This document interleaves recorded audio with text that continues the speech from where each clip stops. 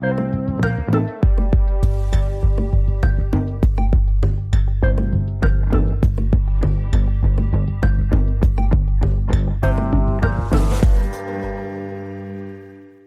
compléter le podcast, j'ai initié une nouvelle série du nom de Confidences. En parallèle de donner la parole à des hommes qui m'inspirent ou que j'accompagne, je prends le micro pour vous témoigner mon parcours d'homme qui a cheminé et qui continue de cheminer.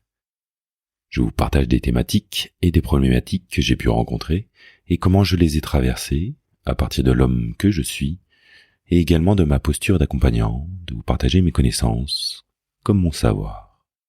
Bonne écoute.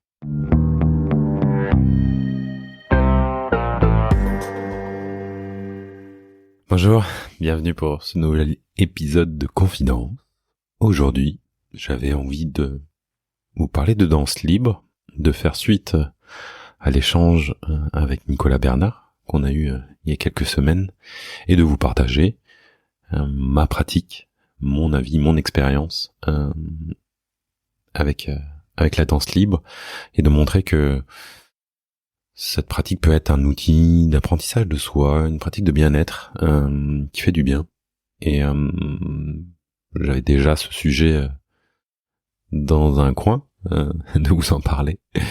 Et c'est marrant, un de mes amis qui aime bien que la science confirme tout m'a envoyé un article il y a 2 jours qui est paru dans Le Monde sur les bienfaits de la danse, que apparemment la danse a encore plus de bienfaits que la marche, le renfort musculaire, que le yoga, voilà, que ça avait une grosse influence, notamment sur la dépression et parce que ça influe ça stimule le système nerveux autonome, qui est le système qui régule notre état, et donc du coup ça amène vers un mieux-être, voire un bien-être. Donc moi je vais vous partager, un peu comme chaque épisode de Confidence, de vous montrer d'où je suis parti en tant qu'homme, pour arriver là où j'en suis aujourd'hui, et de voir, et de vous partager, oui, ce que m'apporte la danse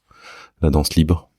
Et pour cela, je vais partir de mon enfance, parce que j'ai un souvenir, un des rares souvenirs que j'ai de mon enfance. Alors je sais pas si c'est parce que j'avais des photos, mais pourtant je m'en souviens bien, notamment de la musique. C'était sur du Jean-Michel Jarre, à l'époque, dans les années 80, où j'avais fait un spectacle de danse à la maternelle, habillé de jaune et d'or, avec une sorte de couronne d'étoiles, et voilà, danser sur Jean-Michel Jarre. Il me semble que j'ai vraiment bien aimé.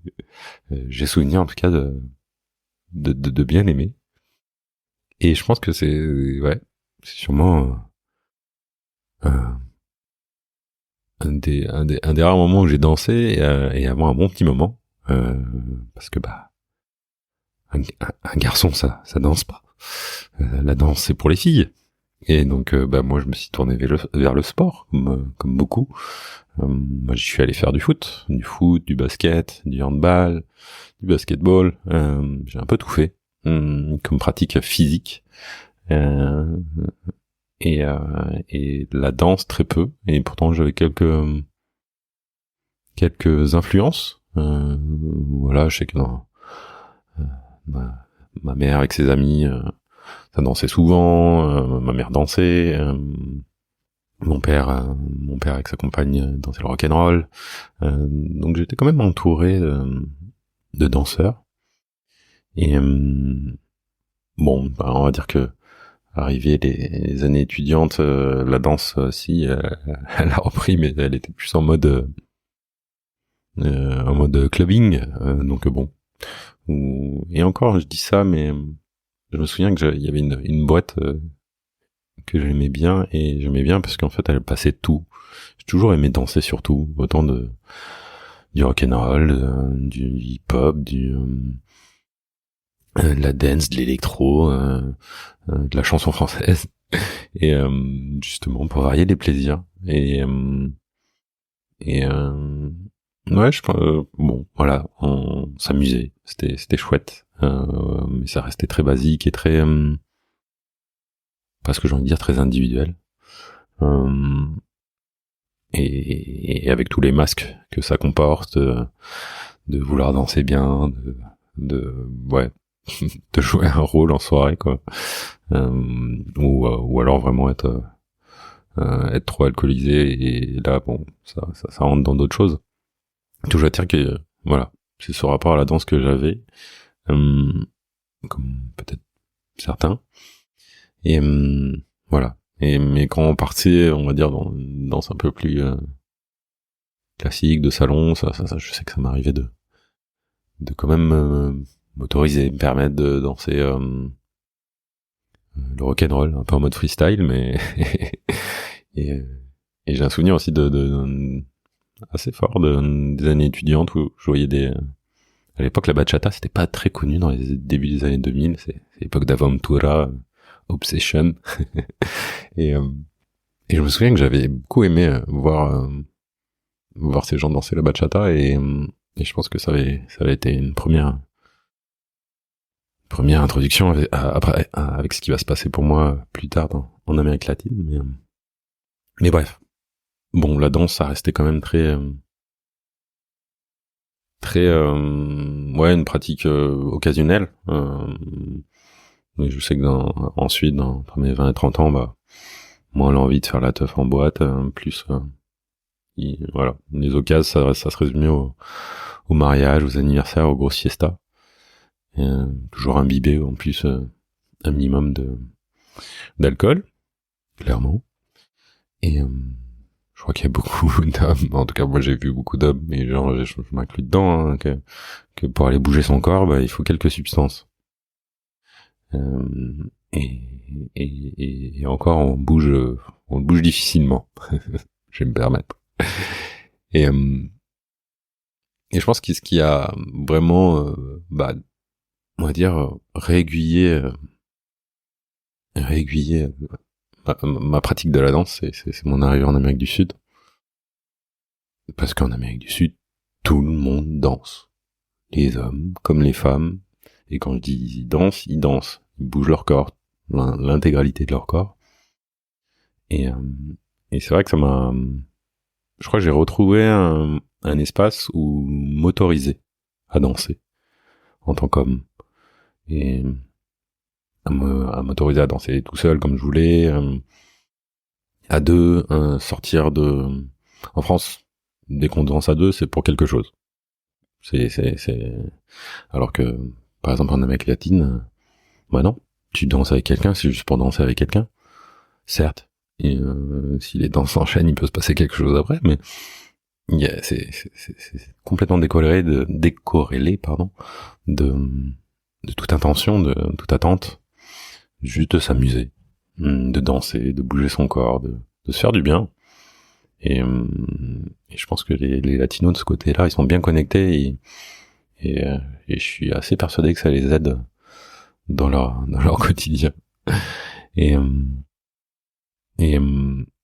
ouais, c'est là aussi j'ai un peu appris quelques pas de salsa, mais comme pour beaucoup, apprendre une chorégraphie, c'est compliqué pour moi. J'ai le rythme, je l'ai, j'apprends 2-3 pas. Pour le reste, je fais un peu à ma sauce, freestyle, et généralement quand je danse à deux, c'est plus la connexion que je cherche. C'est qu'est-ce qui se passe entre moi et la personne avec qui je danse, et peu importe finalement comment ça se danse. Et ouais, et j'ai toujours été admiratif des femmes comme des hommes, mais surtout des hommes en Amérique latine qui dansent super bien. Des pays comme la Colombie, le Venezuela, la salsa, c'est limite ils sortent de leur ventre de leur mère et ils savent déjà danser la salsa, quoi. C'est assez hallucinant, et c'est beau à voir en fait. Et bref, et donc du coup je suis rentré en France avec le Covid, et avec du coup on va dire un besoin régulièrement de danser dans un cadre latino, même si en France c'est pas la même ambiance quand même. Il y a ces regards, il y a ces masques, il y a la distance, il y a ce côté. comme je disais, tiens, j'ai dansé, donc il va se passer quelque chose avec la personne avec qui j'ai dansé, quoi. Alors que, voilà. Et, et je me souviens très bien, c'est les 2 années où j'ai passé à Lyon, où j'avais un travail pendant les temps de confinement, des couvre-feu, pardon. Et je me souviens de cette période bien morose où il y avait pas grand chose à faire. Et ouais, j'ai 2-3 souvenirs d'être dans le tram, pour aller au boulot le matin à 8h. Et de mettre de la musique assez dansante. Et en fait, de sentir mon corps, qui mais vraiment dans un cadre complètement what. et dans ce cadre, ouais, j'ai vraiment senti mon corps me dire j'ai envie de danser, j'ai envie de bouger, et sans limite en fait, et comme j'ai envie. Et pour voilà, pour vous expliquer un peu tout ce qui m'a mené jusqu'à ce qu'on appelle la danse libre. Alors, on dit souvent, oui, bah moi je danse librement. Je vais être honnête, pour avoir fait beaucoup de dance floor, de festivals, etc. Il y a pas beaucoup de gens qui dansent réellement librement. Beaucoup de gens qui justement peut-être dansent très bien, mais dans une chorégraphie, ou au contraire dansent sans que c'est bloqué, quoi, que ça ose pas, que le corps est bloqué, clairement. La danse libre, c'est vraiment danser avec tout son corps et comme être à l'écoute de son corps. Vraiment, il y a cette attention qui va être focalisée plus à l'intérieur pour être à l'écoute de tiens, cette musique là, qu'est-ce qu'elle me fait, quelle partie de mon corps a envie de danser, et donc du coup d'avoir un rapport au corps, à la musique, aux sonorités qui est différent, et d'être appelé et à danser, à pouvoir bouger les bras un peu dans tous les sens, les jambes dans tous les sens, le bassin dans tous les sens, sans limite en fait. Et à se caler sur le rythme, à se caler sur la mélodie, ou d'autres sonorités, peu importe. Et généralement ça demande de l'espace parce que tout de suite on peut être appelé à vraiment à danser un peu dans tous les sens, tourner, pas tourner.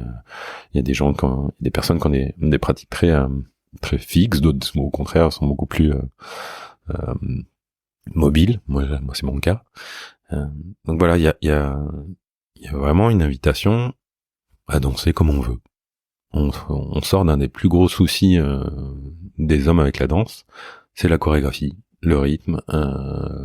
Voilà, c'est vraiment sortir de ces carcans et s'autoriser à bouger comme on veut. Je me souviens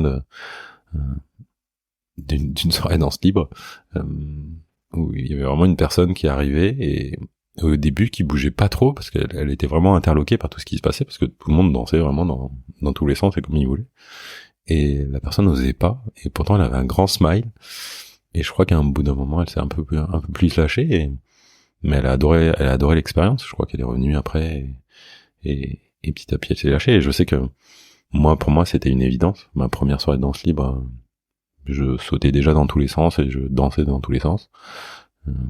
Même les gens qui étaient à la soirée m'ont dit mais c'est ta première soirée de danse libre? Mais non, pas possible.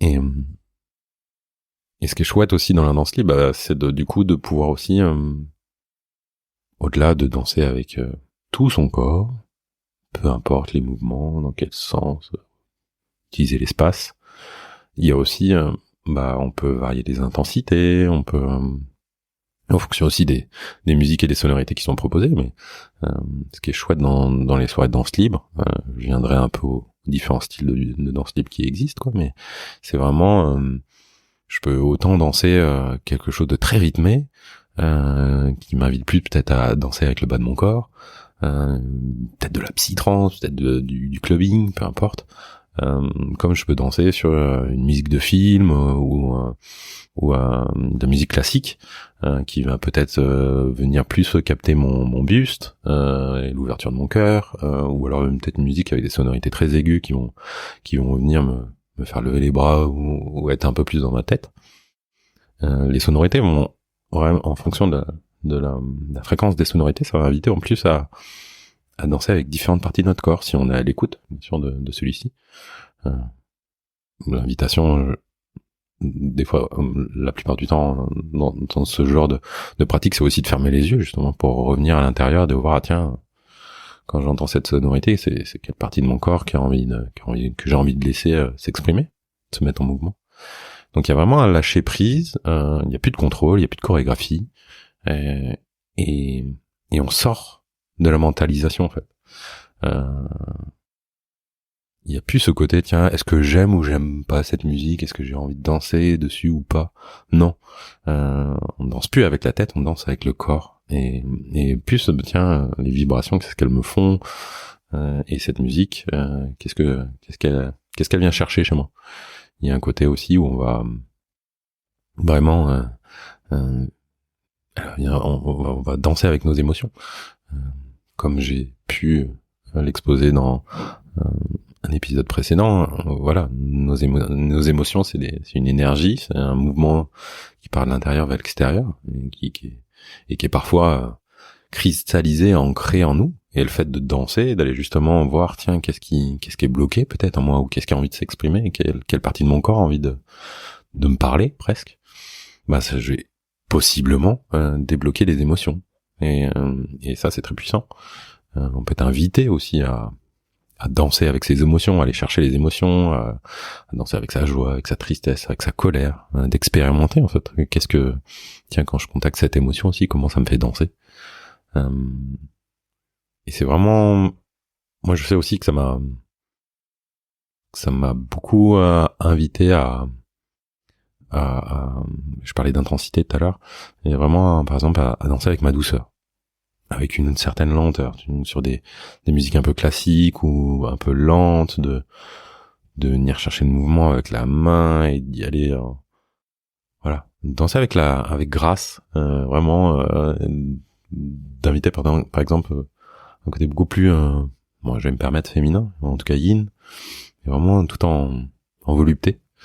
Et alors que parfois quand il y a des musiques beaucoup plus rythmées, là d'aller jouer avec mon enfant intérieur, de sautiller de partout, voire de crier, voilà, il y a beaucoup de dans la danse libre aussi, il y a beaucoup de, on s'exprime, on relâche, il y a vraiment, comme je disais, un lâcher prise, donc ça mène parfois à crier, et ça fait du bien, réellement, ça fait sacrément du bien. Et voilà, on peut même danser en danse libre, on peut même poser une intention avant d'aller en danse libre, c'est-à-dire de tiens, j'ai envie de danser de telle façon avec cette intention-là, et en fait, étant donné que l'esprit et le corps sont liés, peut-être que le mouvement va me faire émerger des choses en fonction de l'intention que j'aurais posée. Donc c'est aussi très puissant de ce côté-là. Et puis enfin, on peut aussi, c'est vrai que là j'ai parlé de yeux fermés, danser un peu tout seul, mais on peut aussi danser à plusieurs, puisque là en plus ce qui est chouette, c'est que il y a plus, comme je disais, il y a plus de chorégraphie, donc il y a plus je rencontre l'autre comme je suis en fait, et comme l'autre est, je le rencontre comme il est, avec ses mouvements, avec sa façon de danser, et peut-être que je vais danser quelques instants avec lui, juste les yeux dans les yeux, et voilà, ou peut-être même qu'il va y avoir un toucher avec le poignet ou avec d'autres parties du corps, ou on va peut-être danser en miroir, chacun va reproduire les mouvements de l'autre. Donc la rencontre elle est différente, et il y a une réelle connexion, parce qu'on sort du mental, on est vraiment dans le mouvement, et aussi dans du jeu, vraiment du jeu. Ouais, moi j'aime vraiment, ça me reconnecte à la joie, la danse libre. Mes compagnons de danse pourraient en témoigner, mais moi je pense que j'utilise tout l'espace, je saute dans tous les sens, et je me régale en fait, et je vais vraiment connecter à toute la palette d'émotions, de mouvements, explorer les rythmes en fonction de la musique, des sonorités, de ce que je ressens. Il y a vraiment comment je peux arrêter de mentaliser la musique, la danse, et là de venir à, tiens, qu'est-ce que je ressens? Qu'est-ce que la musique me donne envie de faire? Si je ferme les yeux, quelle partie de mon corps a envie de bouger, a envie de danser, a envie de s'exprimer, de se mettre en mouvement? Et moi, je dirais peut-être là, vraiment l'élément le plus puissant pour moi de la danse libre, c'est que je deviens créateur de ma danse. Et ça, c'est peut-être... ça me relie à mon pouvoir créateur. Voilà, je parlais de chorégraphie. Là, il n'y a plus de chorégraphie. Je suis... je crée ma propre danse. Et ça, c'est magique. Donc voilà, j'avais envie de vous témoigner de cette pratique qui, pour moi, comme je le disais en intro, cet article-là, j'étais très content que mon pote le partage parce que pour moi, il est parlant en fait. Et c'est vraiment, je crois en cette pratique et notamment chez les hommes. Parce que je crois que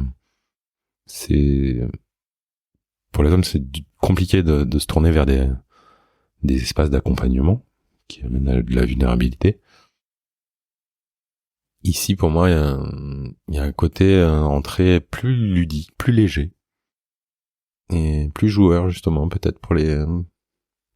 Et donc du coup, on va pouvoir à la fois avoir quelque chose de tiens, viens, on va s'amuser, viens, on va danser, et aussi fait de danser avec ses émotions, avec ses états, avec ce qu'on traverse actuellement, potentiellement ça va faire du bien en fait. Ça va jouer sur l'estime de soi, comme sur la confiance, sur le lien à soi, sur le lien à l'autre. Voilà, si à ces mots c'est quelque chose qui résonne pour vous, je vous invite vraiment à aller explorer un espace de danse libre. Il y a plusieurs espaces, il y a des choses qui sont un peu plus, on va dire qu'on peut retrouver de façon nationale, d'autres plus locales en fonction des propositions, mais voilà, il y a de l'ecstatic dance, il y a de la biodanza, il y a la danse des 5 rythmes, qu'est-ce qu'on a d'autre, il y a de la movement medicine, il y a de l'art thérapie, qu'est-ce qu'il y avait, voilà. Je vous invite je pense que peu importe où vous habitez, vous trouverez toujours une proposition pas si loin, et d'aller explorer en fait, d'être curieux de ce que vous pouvez ressentir dans ce genre d'espace. Pour moi, voilà, il y a vraiment cet aspect, on s'amuse, mais viens, il va avoir un côté qui va te donner vraiment des bienfaits. Et je crois qu'on en discutait avec Nicolas Bernard dans l'épisode sur la danse libre. Il y a vraiment un alignement corps, cœur, esprit qui apporte beaucoup de bienfaits. Et moi, je sais que j'ai besoin d'une pratique corporelle tous les matins, et de temps en temps, je danse tout seul, je mets mon casque, je fais une petite playlist, et en fonction de mon humeur aussi, je vais mettre des danses et je vais juste tout seul dans ma chambre bouger, et ça, généralement, ça me met bien dans le corps et bien la pêche pour la journée. Et voilà. Je crois que c'est tout ce que j'avais envie de vous exprimer autour de la danse libre, que